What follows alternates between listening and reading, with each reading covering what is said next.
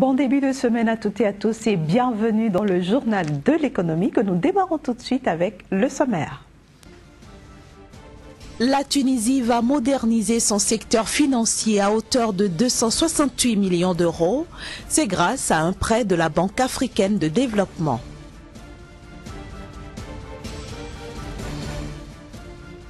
Bientôt une taxe sur les importations en Afrique.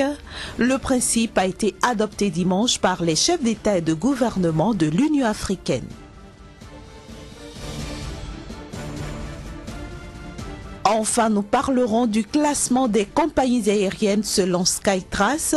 Sauf African Airways caracole en tête en Afrique alors que Emirates domine le top 100 mondial.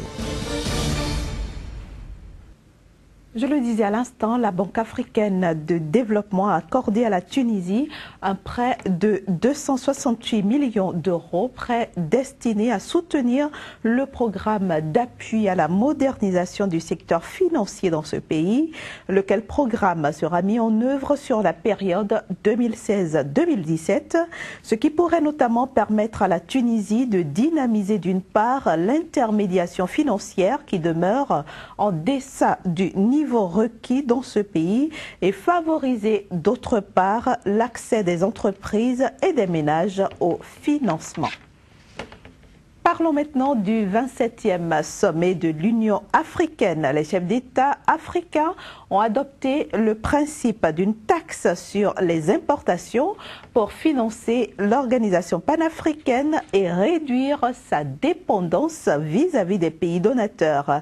Cette nouvelle taxe de 0,2% doit s'appliquer à toutes les importations des 54 pays membres de l'Union africaine, à l'exclusion de certains biens de première nécessité. Plus de précisions avec le ministre rwandais de l'économie. Les chefs d'État de l'Union africaine ont pris une grande décision. Ils ont retenu clairement que les pays membres de l'Union africaine devraient financer à 100% les activités opérationnelles de la Commission de l'Union africaine. C'est salutaire. Cela permettra de générer environ 1,2 milliard de dollars américains, ce qui signifie qu'en réalité, cela apportera encore plus d'argent que ce qui est actuellement généré. Ce montant sera connu d'avance et facile à obtenir. Il sera recueilli par les autorités fiscales de chacun de nos pays.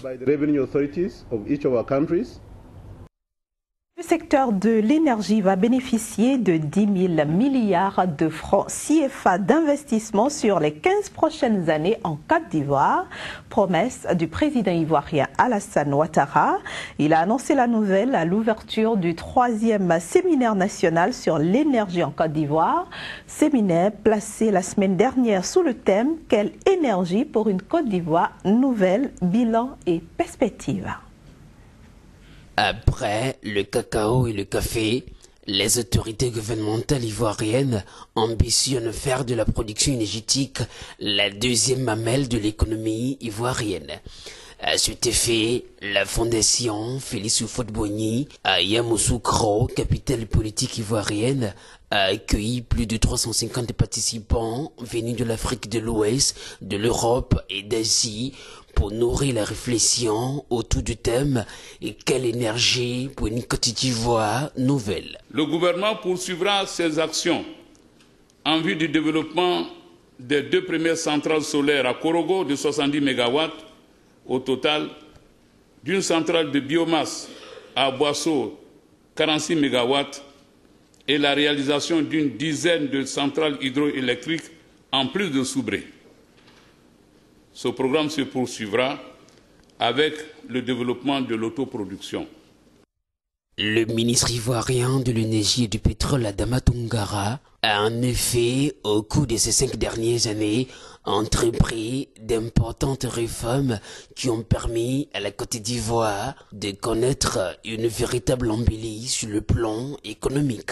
Il s'agit d'apporter une réponse adéquate et suffisante à la demande nationale et aux besoins des pays voisins déjà desservis par la Côte d'Ivoire, à savoir le Ghana, le Togo et le Bénin à l'est, le Burkina Faso et le Mali au nord. Mais il est également prévu à moyen terme l'approvisionnement du Libéria, de la Guinée et de la Sierra Leone notamment. Plusieurs signatures de contrats ont été passées entre l'État du Côte d'Ivoire et quelques investisseurs, sanctionnant les travaux de cette troisième édition de la Semaine nationale de l'énergie qui a mobilisé pendant 2 jours à Yamoussoukro les acteurs du secteur du pétrole et de l'énergie en Côte d'Ivoire. Un mot à présent sur le classement des compagnies aériennes africaines publié par l'agence britannique de notation Skytrax. En tête, nous avons South African Airways, suivi de Air Seychelles et de Air Mauritius. En 4e position, il y a Ethiopian Airways et Kenya Airways en 5e position.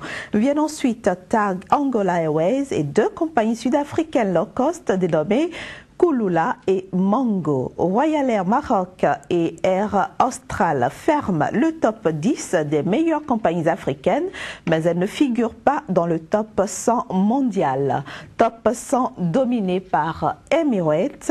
Cette compagnie est rejointe sur le podium par Qatar Airways et Singapore Airlines. Voyons à présent du côté des matières premières agricoles. Aujourd'hui, nous parlons du pétrole et des métaux. Les cours du pétrole se sont contentés lors de la semaine écoulée d'une petite hausse notée vendredi dernier. Pendant ce temps, l'or a quelque peu reculé, contrairement au prix des métaux industriels qui sont repartis en nette hausse, portée notamment par un regain d'optimisme sur l'économie en Chine. À l'issue d'une semaine marquée par de nombreuses hésitations, le pétrole a signé une légère hausse hebdomadaire. En effet, le cours du baril de référence pour livraison en août est monté à 45,95 $ après avoir gagné 27 cents sur le New York Mercantile Exchange. Il faut dire que les cours avaient beaucoup hésité en milieu de semaine, gagnant 2 $ le baril pour les reperdre la séance suivante. On note une limitation de l'offre, conséquence des sabotages dans la région pétrolière du delta du Niger, au Nigeria, premier exportateur africain d'or noir, ce qui avait considérablement réduit sa production. Des chiffres encourageants de la demande cependant du côté de la Chine, deuxième consommateur mondial du pétrole, dont les raffineries fonctionnent à un rythme élevé alors que la production de brut baisse, ce qui laisse espérer une accélération des importations. L'or a quelque peu reculé cette semaine, consolidant ses gains récents sur fond d'appétit renouvelé pour le risque. Le cours de l'once de métal jaune a ainsi décliné au fil de la semaine après avoir atteint lundi 1375,24 $, son niveau le plus fort depuis mi-mars. Toutefois, ce recul de l'or devrait rester limité selon plusieurs experts. L'argent, une alternative bon marché à l'or, a suivi une trajectoire comparable à ce dernier sur la semaine, mais a également progressé. Il a repris son souffle après avoir atteint la semaine dernière 21,14 $ l'once, un sommet en 2 ans. L'once d'argent a clôturé vendredi dernier à 20,14 $ contre 19,72 $ il y a 7 jours. Le prix des métaux industriels échangés sur le London Metal Exchange sont dans l'ensemble repartis en nette hausse cette semaine, portés notamment par un regain d'optimisme sur la croissance économique de la Chine qui s'est poursuivie au 2e trimestre à un rythme plus élevé que prévu. Selon des analystes du marché, ce n'est pas une hausse significative de la demande qui est responsable de la force actuelle des prix, mais plutôt des niveaux de production plus faibles dus à des fermetures de mines. Sur le London Metal Exchange, la tonne de cuivre pour livraison dans 3 mois s'échangeait à 4 987 $ vendredi dernier à 10h30 GMT contre 4 702,50 $ le vendredi précédent à 10h45 GMT. L'aluminium valait 1 696 $ la tonne, le plomb 1 913 $ la tonne, l'étain valait 18 085 $ la tonne, l'étain valait 18 085 $ la tonne, le nickel 10 410 $ la tonne et le zinc valait 2 217 $ la tonne. Une petite pause à présent et on se retrouve pour accueillir Kazmik Pédion, notre chroniqueur.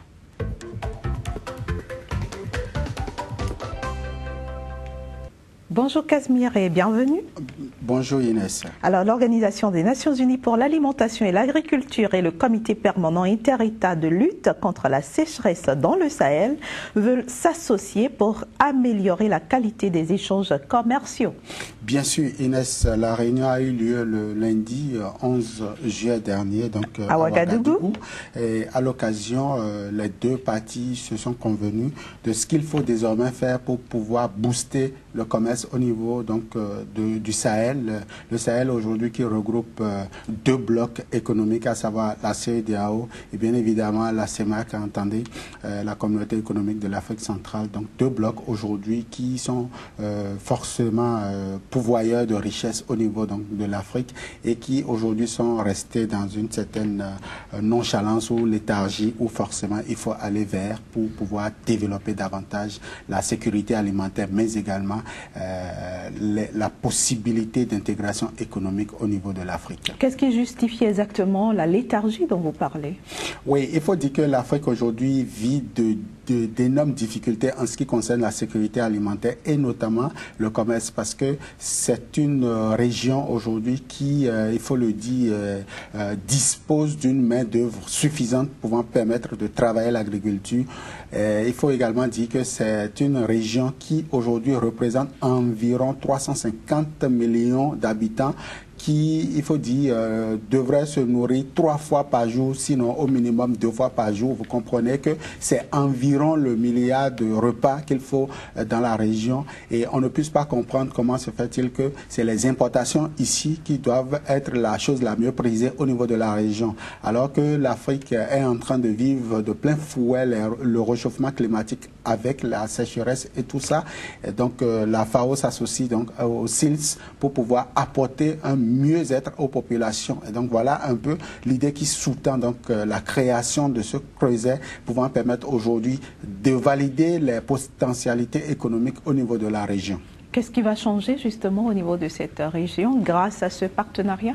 Ce qui va changer, c'est déjà que la production agricole forestière, parce que quand on parle de l'agriculture, c'est également les sous-secteurs foresterie, pisciculture, élevage, donc, et également les sous-secteurs commerce, tout ce que ça entraîne. Donc, c'est ces secteurs-là qui aujourd'hui seront améliorés, permettront ainsi aux acteurs, c'est-à-dire les premiers acteurs, les producteurs, de pouvoir bénéficier des fruits de leur labeur, et également aux populations de disposer de la matière, donc des ressources alimentaires pouvant leur permettre d'aller au-delà de ce qu'on appelle aujourd'hui au niveau de l'Afrique la famine qui frappe un certain nombre de pays tels que le Tchad. Vous n'êtes pas sans savoir aujourd'hui que le Tchad vit une sécurité alimentaire très poussée. Il y a également d'autres pays qui aujourd'hui pourront bénéficier de cette bonne largesse au niveau donc du Sahel. Donc tout ça pourra être étudié et mis en œuvre afin que la population puisse mieux se comporter. Merci beaucoup Casimir Pétion. Nous sommes déjà à la fin de ce numéro du Journal de l'économie. On se dit à bientôt.